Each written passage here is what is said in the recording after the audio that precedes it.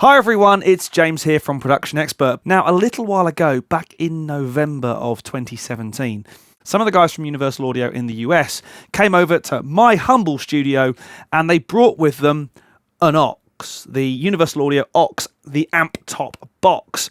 I now have one of my very own. Well, at least for the time being. And what I'd like to do today is give you guys the deep dive into this thing. Was before, we couldn't really show the app, we couldn't really do things as we'd like to do them. So I thought I'd get down and dirty, dig out my Chandler GAV19T guitar head, and we'll get down and dirty and make some filthy guitar noises. So the rig itself in this case is pretty simple. We have my trusty Les Paul Studio running through a couple of pedals on the floor, which we probably won't use, to be honest, because most of the tone is coming from this baby. This is the Chandler GAV19T all-valve, hand-wired head of loveliness. It's not all that powerful, being only 19 watts, but wow, does it pack a punch. Which is where something like the aux amp top box really does come into its own. This is an active load box, meaning that I can drive the living out of the power amp section on the Chandler into my guitar cabinet, but not destroy my eardrums and my walls all at the same time. This speaker volume pot effectively controls what's going out to the outside world. Now on Pro Tools, which is running behind me, I have 5 channels. My VO, my voice, this microphone. I have 2 microphones inside the Grossman cabinet, and I have the stereo output from the aux. Now the connections in the rig are very, very simple. We go from the guitar straight into the amp head. Absolutely as normal. The tweak, if you like, is where we go from the speaker outputs of, in this case, the Chandler, into the speaker input of the aux. Then we run a dedicated line from the aux down to the Grossman cabinet. We then have a stereo pair coming out of the aux, running off into Pro Tools. There's my 5 channels.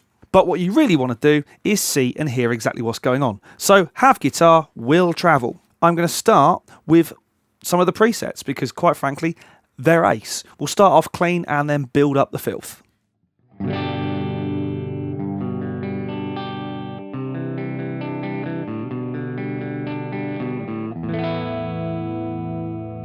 Now, because the Chandler isn't a dual channel amp or anything like that, we have to do some jiggery pokery. We switch it into intense mode. Let's go into the high gain input. And now things start to get filthy. Winded some of that.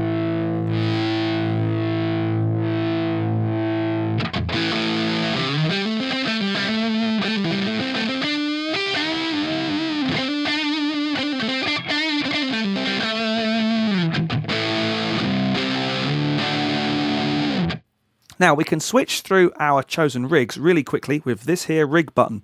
I'm kind of upset that the self-printing logo thing didn't stay, but hey.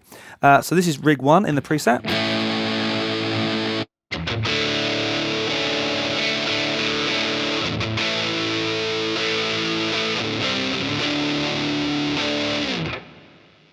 Let's go to the next one.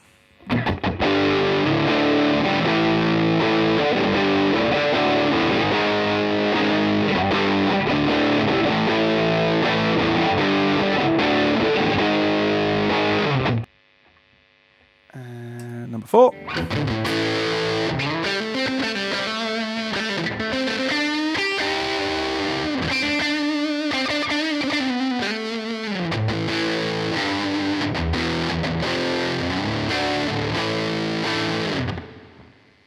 Number 5.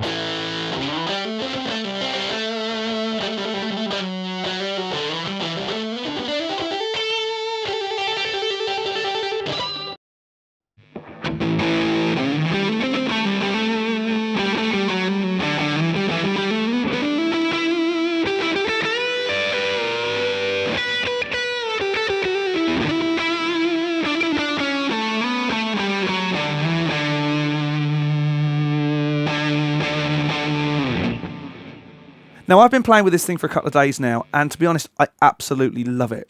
It is so much quicker than going out into the live room and messing around with microphones, cabinets, stuff you might not have. There's cabinets in here that I'd never dreamed of owning, let alone having the selection of microphones. And, by the way, let's just mention they were recorded by James Santiago from Universal Audio, who has, let's say, a modicum of experience in recording guitars and guitar amplifiers. Just a touch. So let's have a look up close on the aux. First of all, we have our rig selector, which allows us to go from rig number 1 all the way through to rig number 6. And I like the fact that the LED goes green to tell us the rig is loaded properly. We have the room pot. Now, as you can see on the GUI, this is our room mics setting. So all the way from bone dry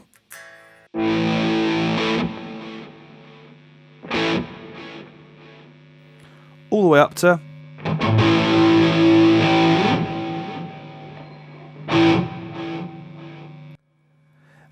and that room emulation is actually Studio 610, the Universal Audio studio back at their headquarters in California. Very, very nice too. Speaker volume, this is the actual speaker volume of our cabinet. So if I turn it all the way down, we're not going to get anything on those channels.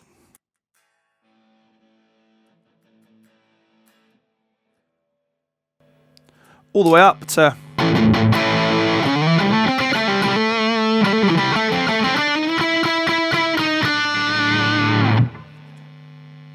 let's leave it about there, I think. We have the line output control. This is our line out level, in this case going off to the desk. We have a built-in headphone amp, which is really nice and really loud.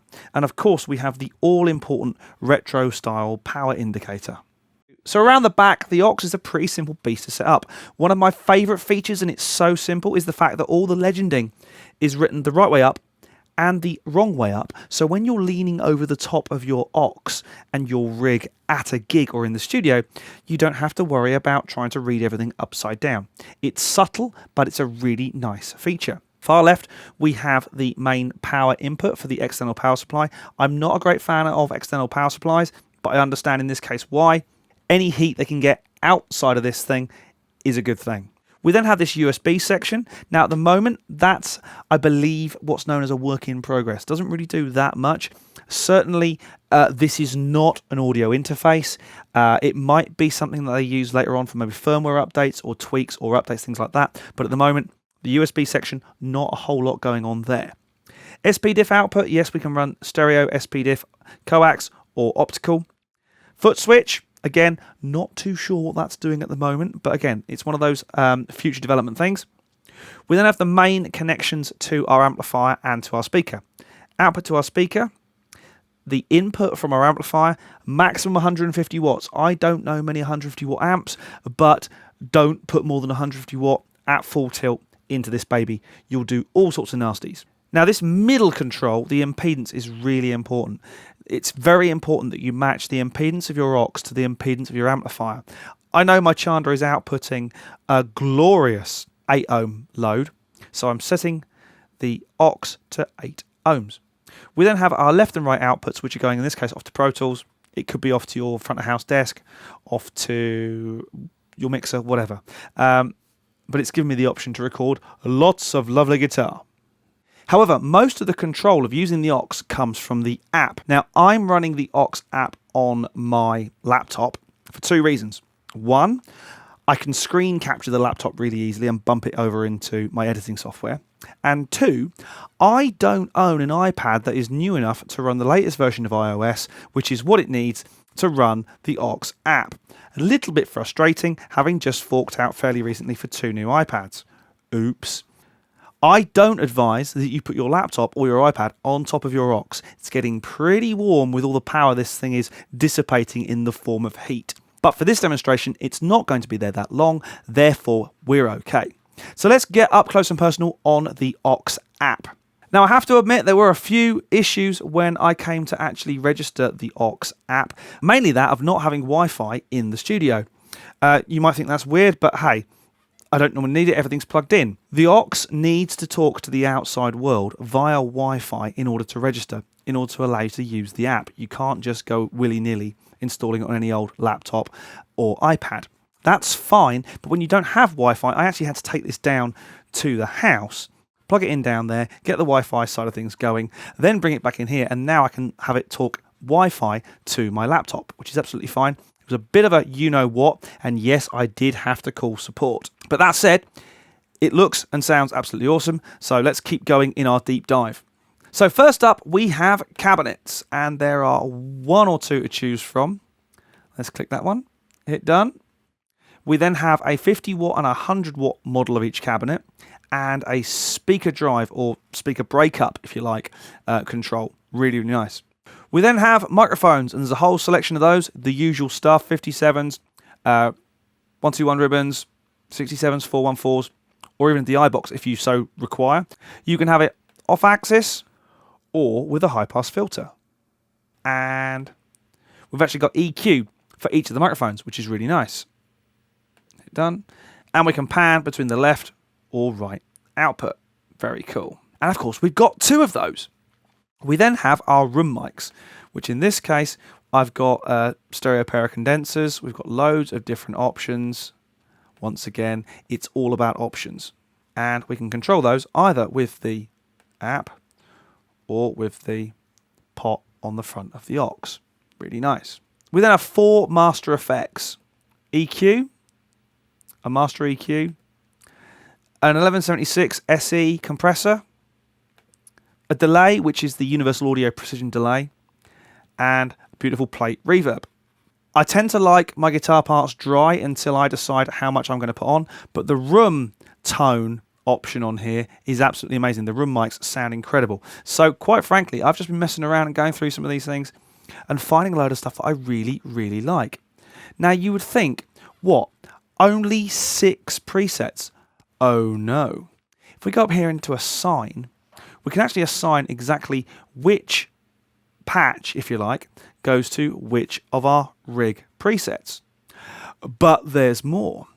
If we go into rig sets, we can go through a whole load more aux rig loveliness. Let's try some of these.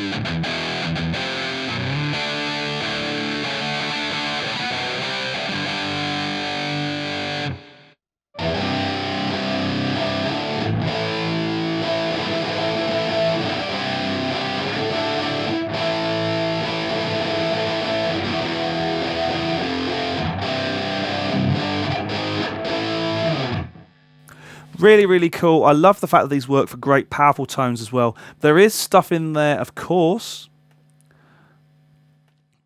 If we want to clean things up a little bit, let's do that. Wind some of this lot out.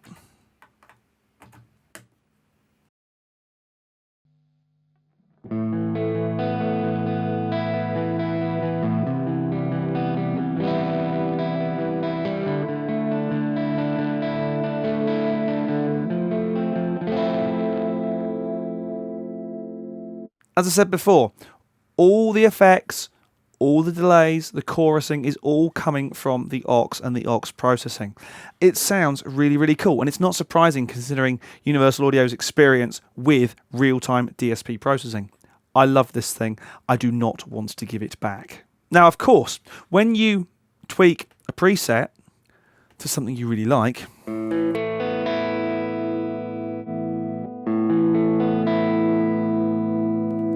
smoothly dynamic.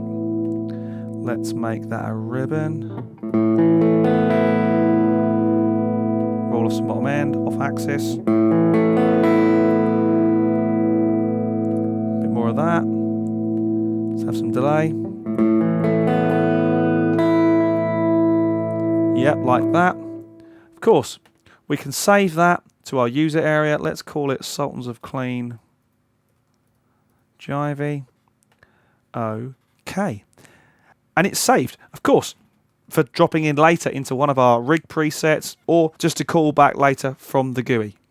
One of the unsung heroes of Aux is the EQ. It's incredibly musical. They've done a really good job of choosing just the right frequencies for guitarists.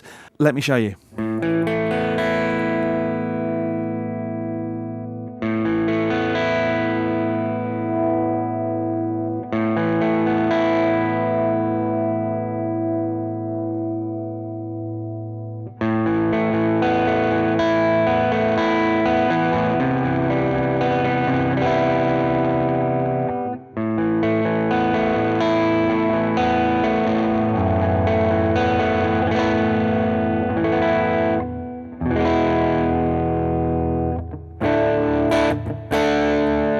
Couple that with an awful lot of reverb.